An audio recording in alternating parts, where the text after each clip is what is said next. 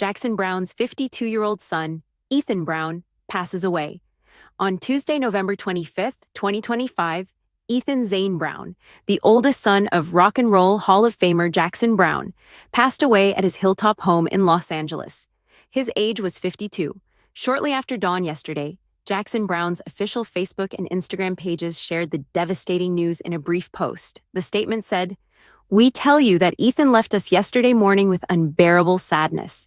He was a lovely, kind person who brightened everyone's day. We are broken. As we work to support one another, kindly respect our privacy. The reason of death has not been disclosed, and the family has requested that rumors be kept to themselves." For millions of fans who grew up listening to Jackson Browne's voice on their radios in the 1970s and 1980s, Ethan was the little infant on one of the most iconic magazine covers in rock history. The June 1974 Rolling Stone, which features a shirtless 25-year-old Jackson holding 6-month-old Ethan against his chest, while both of them look directly into Annie Leibovitz's lens with the same big, contemplative eyes. That image came to represent the gentle, reflective, slightly eerie Laurel Canyon era of soft rock. Few people could have predicted at the time that the infant in the photo would eventually record his own music, perform opposite Angelina Jolie, walk millennium runways, and spend the majority of his adult life quietly battling personal storms. Ethan was born on November 2, 1973, just as his father's career was taking off. Jackson was becoming a voice of his generation, thanks to his albums For Every Man and Late for the Sky. And the birth of a son brought a new type of happiness to the frequently depressed musician. However, the joy was fleeting. Actress and model Phyllis Major, Ethan's mother, battled addiction and depression. Phyllis committed suicide at the couple's Hollywood Hills home in March 1976, when Ethan was just 2.5 years old.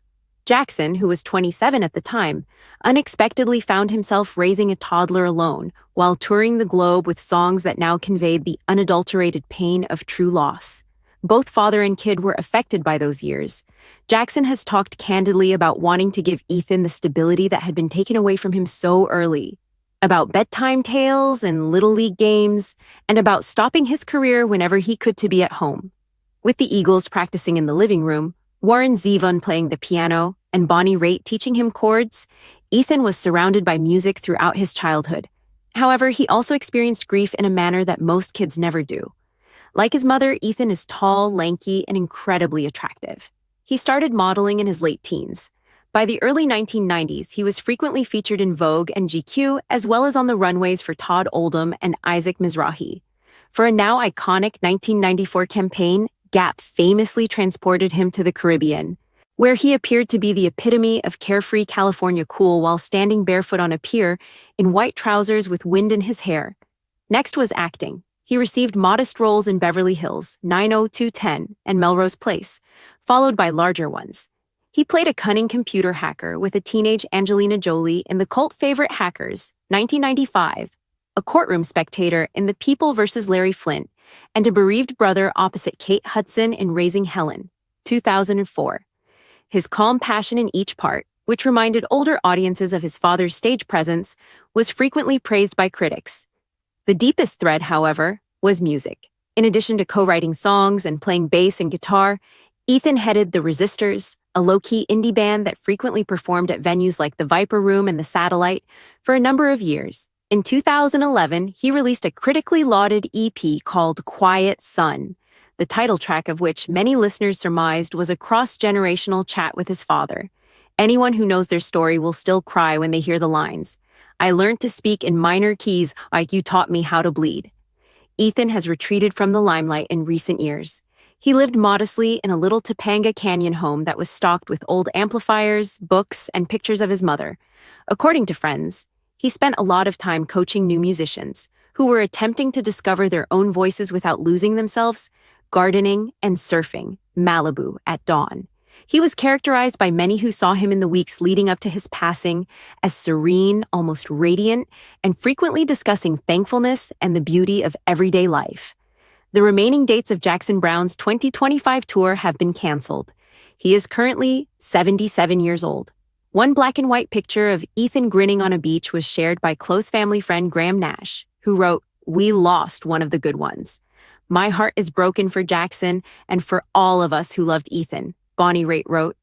In a world that doesn't often deserve it, he was the epitome of kindness. Ethan Browne's stepmother Diana Cohen, father Jackson, younger half-brother Ryan Browne from Jackson's second marriage, and a large network of cousins, aunts, uncles, and chosen family members that packed the seats at every little performance he ever gave are his surviving relatives. There has been no announcement of any services. The family requests that donations be made to Musi Cares or the National Alliance on Mental Illness, NYAMI, two organizations that Ethan has discreetly supported for years, in place of flowers. A father who once sung, "I'll stay with you until the sun comes up again," is sitting in the dark somewhere tonight, unable to picture a world without his firstborn son. The rest of us are left to listen to Jackson Browne recordings in a little different way, recalling the kind, complex guy who developed from that baby on the magazine cover into someone who carried both light and shadow with remarkable elegance, and feeling the love and anguish woven into every note. June of 1974, Jackson Browne, just 25, was holding 6-month-old Ethan against his bare chest without a shirt on. His hair was still damp from the shower. With the same unguarded eyes, soft brown, little startled by the flash, and already bearing questions the world hasn't yet asked, father and son looked directly into the camera. That image appeared on the cover of Rolling Stone, on the walls of bedrooms, and in record stores. It began to represent the sensitivity of California in the 1970s. The baby's name was unknown to most people. Each of those individuals feels as though they have lost a loved one tonight. Ethan Browne never requested to serve as a symbol for anyone. He was raised in the stillness left by a mother who was unable to stay, and in the echo of a father whose songs were woven into the fabric of American sadness. He could have lived noisily, smiled for the cameras, and coasted on the name. Rather, he opted for the more difficult route, to create art that whispered rather than roared, to be private in a family that never got to be, and to be compassionate in a cruel industry. In addition to paying the rent, modeling allowed him to blend in with the background. He acted because stories allowed him to temporarily take on the suffering of others. Because it felt honest to stand in the shadows, he played bass in dimly lit bars. He withdrew to Topanga Canyon, where he grew tomatoes that tasted like summer, surfed empty dawn lineups, and taught children half his age how to tune a guitar without tuning out their own hearts when the noise became too much. The comparisons, the expectations, the never-ending question, are you going to be like your dad? He never shared candid memoirs or thirst traps. He simply lived, furiously and silently, attempting to escape the weight of his early loss. We'll never be able to pinpoint the precise reason he was taken at age 52. Out of mercy, certain doors remain closed. We do know that he lived a lighter life in his latter years than most people realized. He laughed a lot, called friends simply to say, "I love you," gave away the last piece of pie, and arrived early to assist with loading amplifiers for bands that no one had heard of yet. Friends claim that he had at last come to terms with the burden he carried. Perhaps that's why the end came quietly, in the small cottage with portraits of a mother he hardly remembered, but always looked like books and ocean air. "How long can you stay in the darkness when the light keeps finding you?" wrote Jackson Browne. Even though it ached, Ethan allowed the light to find him for 52 years. On that magazine cover, he allowed it to discover him in his father's arms. When Angelina Jolie was still a carefree child, he smiled at her on a movie set. "Play for the people who need the song, not the ones who already know it," he said to a 10-year-old fan, while kneeling to tie his shoe at a club performance. The light caught him one last time tonight and just wouldn't let go. A father is keeping that 1974 photo somewhere, tracing the curve of a baby's cheek that eventually became the cheekbone of a man he loved more than any song he ever composed. Somewhere, a half-brother is listening to old voicemails in order to hear that simple chuckle once more. A friend is playing the bass line that Ethan taught him somewhere, and he realizes that he lives in the pauses between the notes. Unknowingly, Ethan Browne taught us that you don't need to be loud to make an impression.